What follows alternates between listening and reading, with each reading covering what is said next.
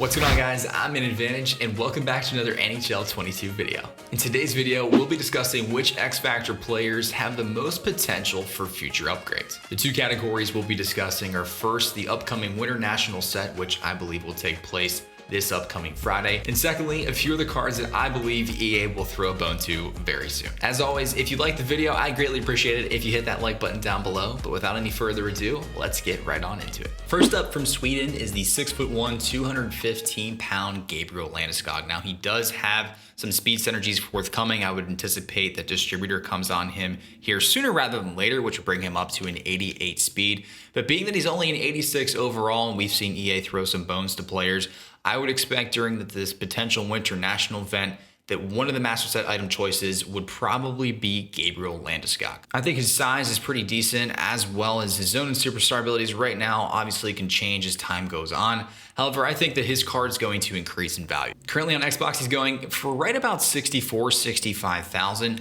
I would anticipate that this price goes up significantly, especially if he was to get a 93 or 94 overall Master Set item. Up next from Finland is the 6'4", 215-pound MIKKO Rantanen. Now, I know his card's a bit slow. I would anticipate hopefully a speed synergy like we just saw with Stamkos as of recently. If that does happen, his next tier regardless is going to take him up to 88 overall speed. And I would say 6'4", 215-pound player at 90 plus speed, and with his shot where it is as well as his hands, it's going to be extremely dangerous. And I could certainly foresee that being from Finland, he could be one of the potential Winter National Master Set items. Not to mention that in the foreseeable future, as long as Rantanen continues his hot streak, I would foresee him being a 99 overall card at some point in the year. Oddly enough, there's currently no Rantanens up on the market. However, I've seen some for about 70 to 95K. I would say anything below 90K is a good deal for him. Much like Rantanen, 6'3", 215-pound Alexander BARKOV, he does have a few speed synergies available, currently not distributed though, which is a bit disappointing. However, he does have Fly the Zone, so if you have that activated on your team, you can bring him up to an 87 speed. His next upgrade, however, would bring him up to 88 speed. I love this card. I would say his size, much like Rantanen's, is going to be obviously something that you can't change. His shot is phenomenal, his hands are fantastic, and I certainly foresee him getting a few upgrades. I would be pretty surprised if he wasn't getting a Master Set item relative. Searching the auction house right now for BARKOV, he's going pretty cheap. This one's up for only 60K, which is absolutely insane. I might pick that one up. Hopefully that the change up in Vancouver can make Pettersson play a little bit better. At only an 86 overall right now, however, though, he's still at 90 acceleration or 88 speed, or vice versa. If you were to change out distributor and wingman, he would be at 90 speed and 88 acceleration. So for as big as he is, I think it might be a little bit easier to take off the puck because he's obviously not as thick. However, his puck control being at a 90 and with a lot of room for upgrade potential, I would say that the Swedish player certainly has a pretty high chance of getting a Master Set item here sooner rather than later. And also, of course, the change of scenery happening up there in Vancouver will hopefully allow him for a bit of a hot streak, and maybe he can get some more upgrades naturally. Pettersson right now is going for right around 70K. Again, I saw a couple up earlier today for the low 60s. I would say anything under 65, 70K is a steal. Even at 70K, it's probably a good investment. Another Winter National item worth noting for potential upgrades would be the 85 overall Joe Pavelski. Now, EA has thrown him some bones here as of late. Obviously, he's at 84 acceleration and 84 speed. His next upgrade would bring him to 85 regardless. However, if he gets a speed synergy and a Master Set item, he'd be one of the fastest cards in the game with a phenomenal shot and unreal hands. So just something to keep an eye on.